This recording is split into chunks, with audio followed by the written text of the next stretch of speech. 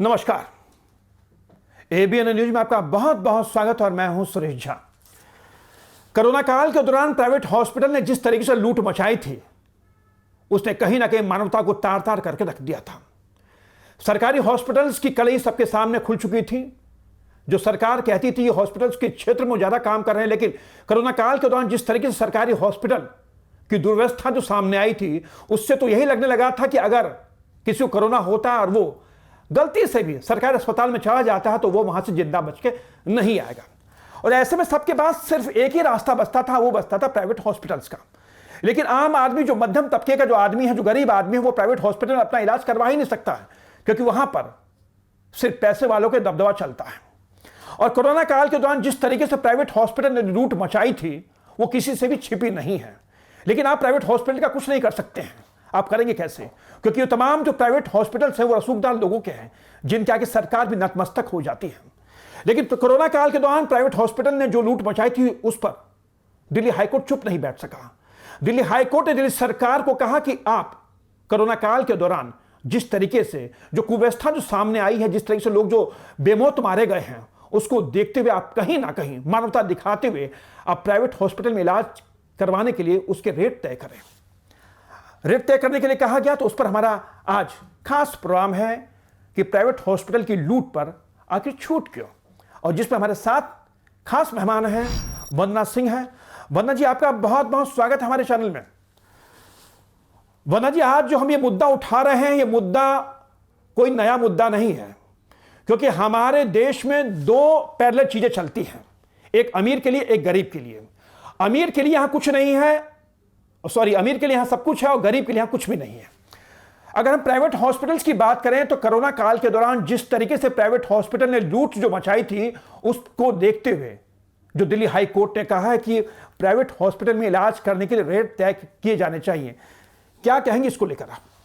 नमस्कार। कोरोना महामारी के दौरान देखा गया कि हॉस्पिटल्स ने बहुत वसूली करी है जनता से। 10-10 लाख रुपए, 8-8 लाख रुपए उनसे कोरोना के मरीजों से वसूल करे हैं। आज पूरा देश त्राही त्राही कर रहा है, इस महामारी की चपेट में आया हुआ है। परंतु ये देखा गया, बड़े दुख की बात है कि हॉस्पिटल्स इतनी वसूली कर रहे हैं जनता से कि जनता एक तरफ तो महामारी का माहौल, दूसरी तरफ उनको फाइनेंशियल इतने मुसीबतों से वो पैसा अपना इकट्ठा कर करके ला के हॉस्पिटल्स में जमा कर रहे हैं कि ताकि हमारे लोगों की जान बच सके। तो मैं ये कहना चाहूँगी हॉस्पिटल्स से, डॉक्टर्स से, कि जो भगवान का दूसरा रूप होते हैं वो अपनी आत्मा से जागें, क्योंकि जब कोई इतनी वसूली करता है तो ये माना जाता है कि आत्मा कहीं ना कहीं उनकी मर चुकी है। तो डॉक्टर से मेरा अनुरोध है कि जिनके हॉस्पिटल्स हैं, जो नर्सिंग होम चला रहे हैं, चाहे कोई एक नॉर्मल क्लिनिक भी चला रहा है, तो उन डॉक्टर से मेरा अनुरोध है कि आप ये वसूली बंद करें, खुद भी अपना कुछ निर्णय लें। और मैं उन सरकारों से भी अनुरोध करना चाहूँगी कि चुप्पी ना साधें, प्रशासन मौन ना रहे, ऐसे हॉस्पिटल्स के खिलाफ कार्यवाही करें और इस तरीके की कालाबाजारी को रोकें, ताकि देश की जनता, बड़ी साधारण जनता है हमारे देश की, इसको तो न्याय ही मिलना चाहिए। तो मैं यही बोलना चाहूँगी, अगर कोई डॉक्टर अपनी मनमानी करता ही जा रहा है तो उसके खिलाफ सख्त से सख्त कानूनी कार्यवाही करें, ताकि वो ये समझे कि इस महामारी के दौर में तो सबको साथ देना चाहिए, उसको ये अवसर नहीं समझना चाहिए, एक अपना एक वो नहीं समझना चाहिए कि मुझे तो एक मौका मिला है, मौके में मैं अपना पैसा कमा लूँ। तो पैसा तो सभी कमाना चाहते हैं। तो सभी डॉक्टर्स से जो भी मुझे सुने, तो मैं आप लोगों से यही अनुरोध करना चाहूँगी कि ये महामारी ये सिर्फ और सिर्फ आम जनता के लिए नहीं है, ये आपके परिवारों के लिए भी है। तो आप लोग इस तरीके की कालाबाजारी ना करें। वंदना जी, मेरा आपसे दूसरा सवाल है कि प्राइवेट हॉस्पिटल की जो लूट है उस पर आखिर छूट जो उनको मिली हुई है, कहीं ना कहीं इन पे किसी ना किसी का वृद्ध हस्त होता है, क्योंकि प्राइवेट हॉस्पिटल की जो मनमानी जो चलती है वो ऐसे नहीं चलती है, क्योंकि इनको ना तो सरकार का डर है, ना प्रशासन का डर है, ना शासन का डर है, क्योंकि बेखौफ ये लूट करते हैं। और आपको जान के ताज्जुब होगा कि हमारे देश में जितने भी प्राइवेट हॉस्पिटल जो खुले हुए हैं वो रसूखदार लोगों के हैं, जिनके आगे ये तमाम जो सरकार है नतमस्तक होती है। दिल्ली में भी कई ऐसे मामले आए जिसमें प्राइवेट हॉस्पिटल्स की जो कारगुजारी थी उसको लेकर सरकार ने सख्त तलखी तो दिखाई, लेकिन जो कार्रवाई करनी चाहिए थी वो कार्रवाई नहीं की। मेरा दूसरा सवाल आपसे यह है कि आखिर इन प्राइवेट हॉस्पिटल्स के आगे सरकार नतमस्तक क्यों हो जाती है।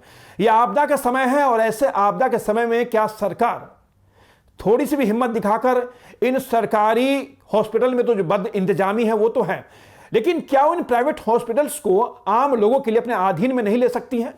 दिल्ली हाई कोर्ट ने भी दिल्ली सरकार को कहा है कि अपने दिशा निर्देश जारी करें, प्राइवेट हॉस्पिटल्स को दिशा निर्देश दें कि किसी भी पेशेंट को, कोरोना पेशेंट को जो ट्रीटमेंट देना है तो वो किस किस मापदंड के तहत दिया जाएगा।